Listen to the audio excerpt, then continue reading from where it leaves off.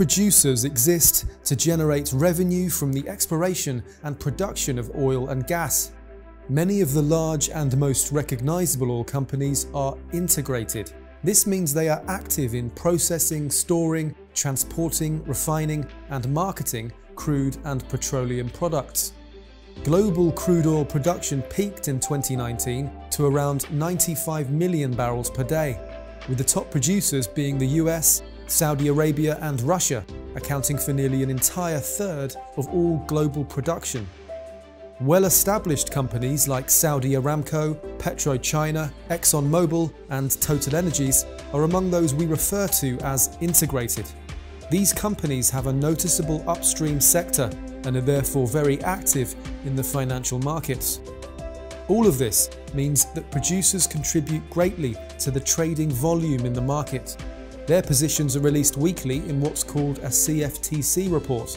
These reports show that their activity is mainly hedging activity.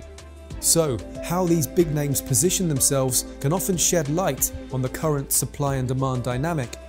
Producers are natural sellers of physical oil, which puts them on the short side of crude oil futures.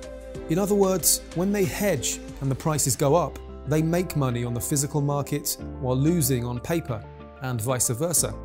They are also active in crude oil time spreads, a concept we've covered in a previous episode. Their activities, in principle, should be largely dependent on the structure of the forward curve.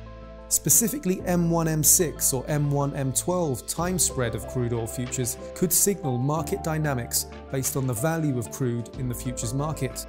Suppose the curve is in deep contango, which means the spreads are negative. It is best to reduce the sales of production in the prompt and store crude oil for future months. Producers play an important role in the market, and their activity is usually in the deferred part of the curve. When they enter the market to hedge, it increases the trading volume significantly. This is key to your overall understanding, as this activity can move the market in a very short time frame.